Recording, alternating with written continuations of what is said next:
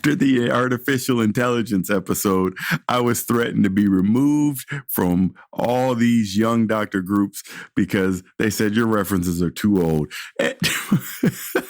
So before I totally get thrown out of these groups, you deserve a break today at McDonald's. Get on with the episode.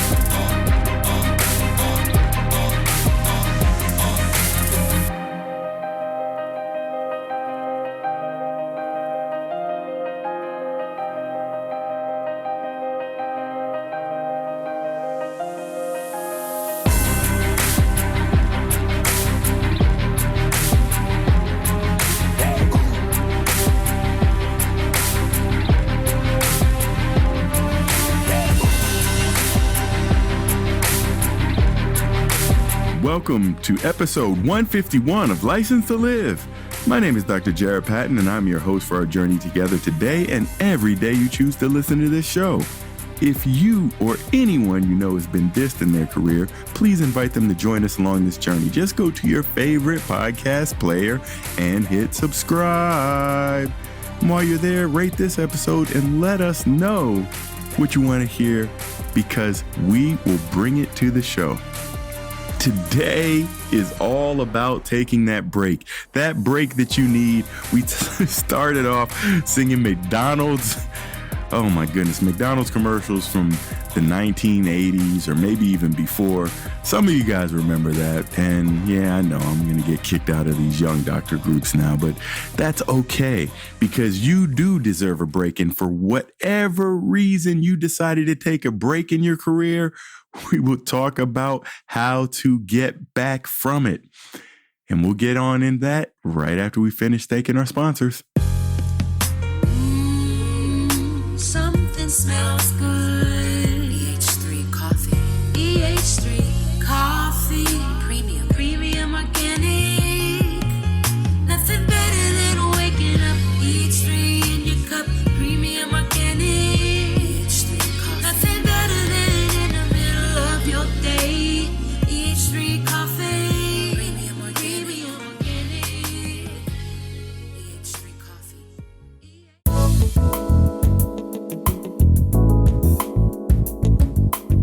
Hey, this is Dr. Jared Patton.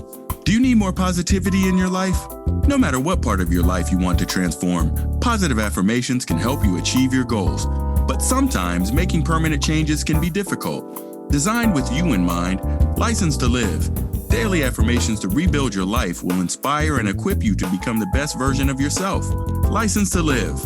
Daily affirmations to rebuild your life will set you on the path to changing your mindset, beliefs, speech, and ultimately your actions. You can change your life now by getting your copy at Amazon, Barnes & Noble, your finer book retails, or licensedtolive.com. That's licensedtolive.com. Hey guys, this is Janae Noonan, and I'm here with Dr. Jarrett on License to Live. Hit the subscribe, follow the journey. Let's go. Yes, License to Live, the conference is coming soon. Don't delay. Go to licensedtolive.com to get your early bird tickets. Yeah, so a couple of things from the mailbag before we even get started on this episode, because yes, my reference to Midnight Star talking about artificial intelligence and the Freakazoid robot was a bit too much for some of you guys to handle. And I know I started off the show trying to sing a McDonald's jingle from back in the days. Many people probably don't even remember what that jingle is now, but hey, you're going to have to look it up. Those commercials are out there on YouTube and we will get that. Now, I was also having some difficulty remembering the name of the machine that was used to make copies back in the day in school. So this is, again, one of those things that may have aged me.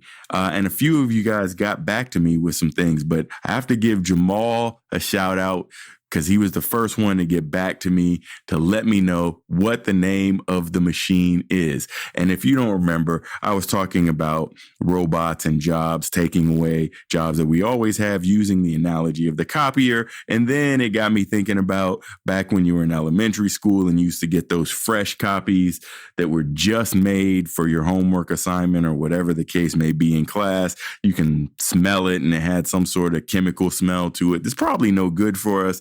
But nonetheless, I couldn't remember the name of that ditto machine.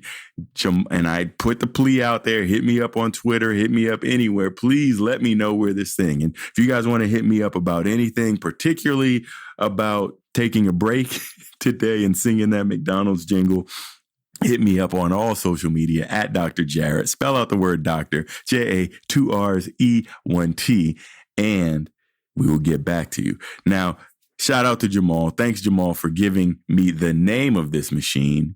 So for everybody out there who was shouting out the answer to me in the episode and didn't let me know, it is called a mimeograph machine. And the mimeograph is an old-fashioned copy machine. They were used for making classroom copies in schools before the Xerox machine and the actual photocopying became the thing to do. So for some of you old schoolers out there, you know all about that mimeograph machine. And when those copies came into the classroom, they were warm. They had that smell to it. And I just I don't think I ever knew what the name of that machine was. So thanks, Jamal, for bringing that to my attention and being a part of the show. Now, we are talking about coming back to the job after you've taken a break. Now, a lot of people have taken a break. Sometimes they're unintentional, sometimes they're intentional. And this is a real issue that plagues lots of people getting back into the job force.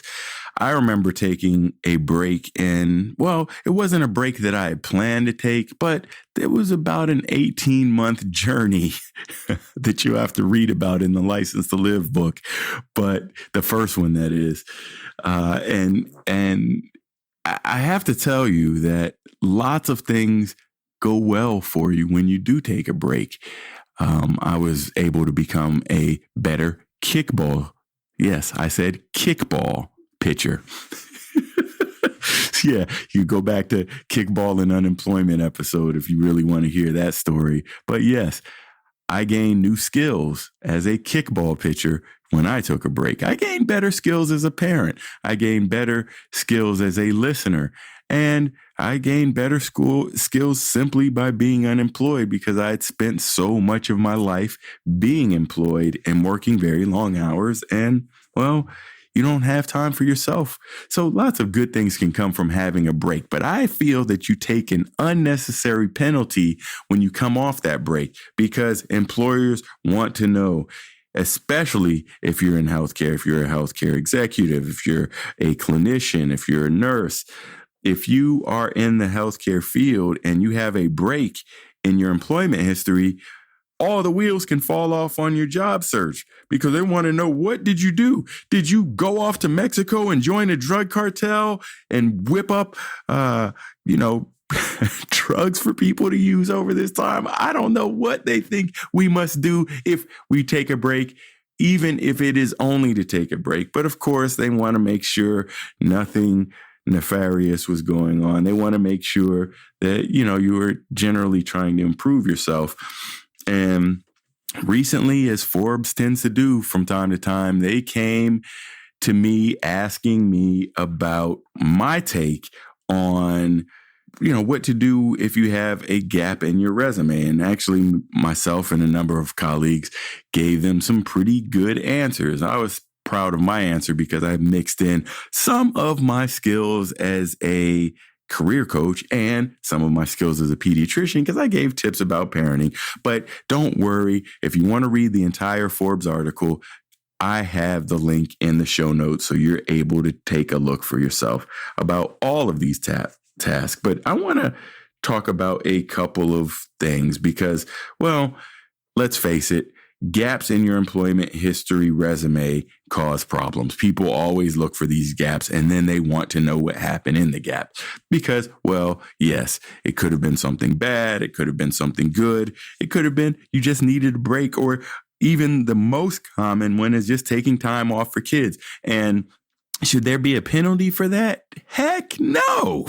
There should not be a penalty for that. In fact, people should be happy that people want to take time off to take care of their kids.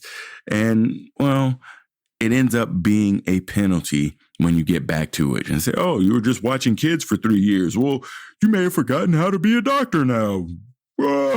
That's literally how people think. They look at these gaps. So there is some advice out there on what to do with these gaps. So some people suggest just don't even put the gaps in there, or even just make your resume or CV up without any references to dates at all, because they tend to get in trouble. But many of you guys are in the healthcare field who listen to the show, and you know that they always ask for dates, and then they want to ask for any explanations in between those dates. In fact, on Twitter, just last week, people were complaining because the gap in between the two jobs was a weekend. So it ended on a Friday. The next job started on a Monday, and they wanted to know what happened in between that break. So people are getting crazy over these breaks in employment. Come on, a weekend, people. And first of all, folks, I suggest you take 2-3 weeks a month in between jobs if you can, because that's the best time that you don't have anything hanging over your head or anything worrying about it. So next time you plan on switching a job, plan for least a 1 month break in between those jobs to reset yourself and get you charged up for that next job. But nonetheless, sometimes 2 days is too much for people if they're looking at that resume and want to know what goes on. And it's all foolishness. But we know that these gaps cause problems and you have to address them. So some experts say, don't write the date. Some say write them with explanations. And I simply say, put it down for what it is. And if you were staying at home to watch the kids, well, you could really have started your own childcare agency if you need to say for that matter. And you talk about the skills in which you acquired while you were doing this, which could have been resource management, which could have been time management, which could have been project management. And any of these gaps that you take in your own career can be explained by one thing or another.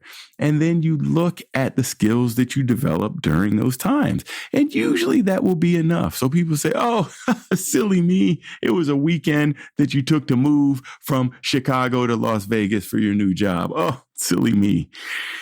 You know, sometimes they look at these things and they say, oh, well, this didn't really qualify as a break. Or yes, you were on maternity leave for a year.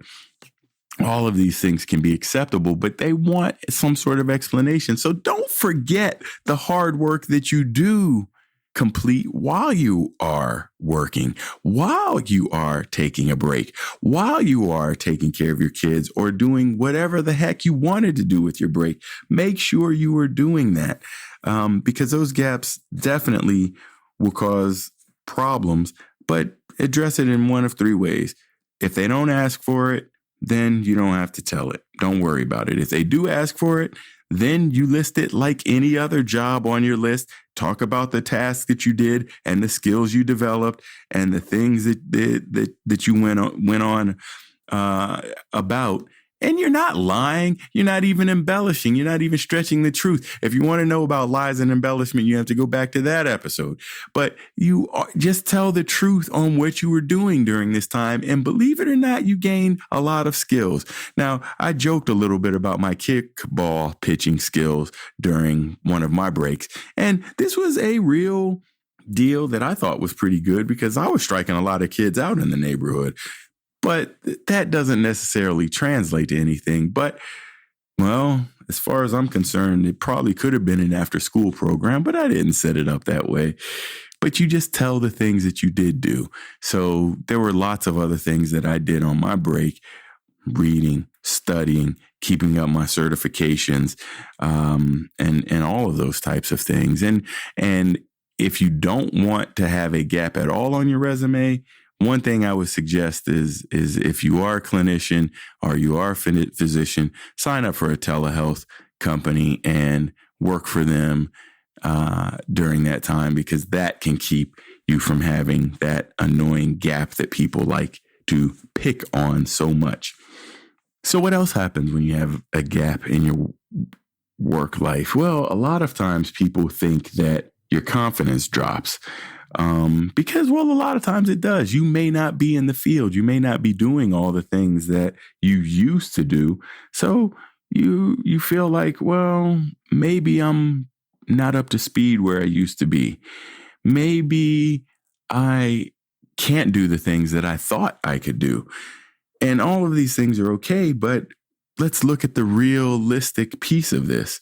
And maybe you just need to boost your credibility a little bit. So what does that mean? Well, you can boost your credibility by doing a number of things that bumps up your confidence, like speaking in front of a crowd. As nerve-wracking as that can be something that can boost your confidence, because after you make it through that situation, you say, speaking in front of this crowd wasn't that big of a deal, and it gains your confidence. Something else you can do, you can write about your experiences and just write it down as a short story, maybe even a blog. It doesn't even have to be anything that long. But once you write about it, then you start thinking about the experience in details. And then you really start thinking about all the things that you really were doing in that time that was not sit around twiddling your thumbs, being idle. You actually were trying to do some things, and you actually did improve yourself. A break in anybody's career life often leads to improvement. You just need to look for the improvement that was there, especially in something that may have happened a few years ago. Look for the things that you did do during that time and highlight those like you would any other job. So yes, your confidence may drop after this, but it'll come back up. Once you get back into the workforce, once you get back into the swing of things, it'll be fine. And there'll be some things that have changed after you've been gone, maybe some things that got better, maybe some things got worse, but take each day as each day and move forward. And then finally, I don't want you guys to get sick when you are taking this break. I don't want you to develop any kind of syndromes. And there's one syndrome in particular that people tend to suffer from when they're coming back from the break. And we'll talk about this syndrome right after we finish thanking our sponsor. The time is now to refresh your career. We help doctors, lawyers, executives, and VIPs refresh and restart. Dr. Jarrett's coaching helps you build confidence, gain more credibility, develop more leadership skills, and gain clarity in your career path. Want to climb the executive ladder or branch out on your own? We'll put your career in overdrive. Visit drjarrett.com and sign up for your free strategy session. I know a lot of you guys were thinking, what syndrome is it? Is it Kawasaki syndrome? Is it, imposter syndrome? Becoming an imposter. That is something that people often feel after they take the break. They feel like, oh, my skills aren't where they used to be. Oh, I don't do the things that I used to do. Oh, I'm not worthy of any kind of praise. And they end up having imposter syndrome. Now, imposter syndrome is defined as a psychological pattern in which people doubt their accomplishments and have a persistent, often internalized fear of being exposed as a fraud. This is a simple mind game that goes on in you. And the longer the way you've been from your industry or your primary job, the more this can creep in. And I don't want it to be a part of your life at all. And I'll give you some tips to get rid of imposter syndrome as you're there. But this is something that affects people in their everyday life, going to their everyday job sometimes. Sometimes you get praise. Sometimes you get an award. Sometimes you get some things that you feel like you don't deserve, because at the end of the day, I'm just doing my job. When I won Physician of the Year down at Jackson State University, I was like, wow, out of all the doctors in the world, I get Physician of the Year. And I said, wow, that's pretty amazing. And just as I was about to slip into the imposter side, I said, well, why wouldn't I? I do some pretty great things. I do some things. Same thing happened to me when I won Author of the Year from the Indie Authors Legacy Award Foundation. And I thought that, well, I was just trying to tell a story with License to Live. I was just trying to help people out and help them regain what they may have lost when something went wrong in their life and regaining their career.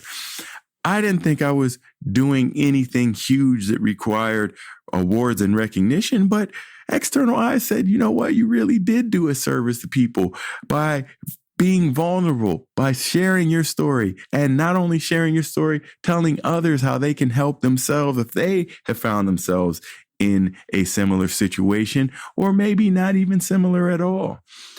And so these things come into your mind, and it may be a natural kind of thing that you're like, wow, I didn't think that I deserved to do anything. But I am here to tell you, you deserve every single accolade you get, because people, you fire starters that listen to the show, I know you're working hard, and you're working hard every day. And when you work hard, things tend to happen. Good things tend to happen. And then you may be even acknowledged for some of the things that you're doing. So we don't want any part of imposter syndrome being around what's holding us back from getting back to our jobs and getting back in the workforce, because a lot of people have taken some time off and we don't want you to be penalized. So how do you deal with imposter syndrome if you feel like you're not worthy of the great things and great blessings that are coming your way?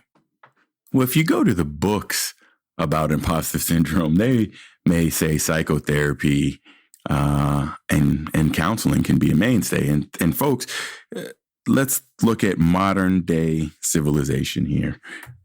Just as a pause, we must take care of our mental health just as we do our physical health. So many of you fire starters may be struggling out there. Hey, let's work together to remove the stigma surrounding your mental health care and just normalizing it. And knowing that counseling can be a good part of this, why not? So if you are a particular sufferer of imposter syndrome, then let's get some counseling. Let's get it out of your mind, and let's start removing some of that self-doubt. Now, one of my favorite ways to remove self-doubt is through the use of positive affirmation. So that is why License to Live book number 2 came about, because I realized that, hey, if you're trying to battle yourself and get back into your career and do your thing and you're doing all these other things, if you aren't thoroughly prepared for the journey, you may have some letdowns and breakdowns along the way. And a lot of it comes from your own self-talk and the things that you're thinking about and the things that you are actually doing in between these times. And, well, I use affirmations in almost a part of my daily practice, and it has helped me continue to remember there's positive things that I'm doing. There's positive things that other people are doing. The blessings in this life that come to me are designed for me, and no one can take them away. And these are just a few of the things that have come to me from getting and using affirmations. And in fact, if you've never used affirmations before, I'll leave a link into the show note. I'll give you 30 of my favorite affirmations. And in this little ebook, you can learn how to use them. You can learn what affirmations are, and you don't have to pay a dime for it. So feel free to use this resource as one that will help you move forward. And finally, if you feel like you're suffering from imposter syndrome, simply tell a friend. A good friend is going to tell you that you're all shook up in the head over this stuff, because they have a set of relatively objective eyes and they can evaluate you on this number of things. I mean, you really should look at your friends and your relationships, or maybe even an accountability partner if you have one. Use these people in your life to just give you a level-headed view of you, because sometimes we get so caught up into our own head and you don't think you're deserving of anything, and therefore nothing comes to you. So talk to a friend. Tell a friend that you're struggling with this entry back into the workforce and you feel like, well, maybe I should start at a lower level than where I left off. Absolutely not. You should start at a higher level than where you left off. Just because you took a break does not mean some mysterious vacuum came in and left a void in your head where you had all that experience and knowledge. No, folks, it doesn't work that way. Start where you left off or go for an even higher position. Don't let the gap fool you. Remember, if you are coming back from a break, well, number one, it's good that you took a break, because many of us need a break and don't take it.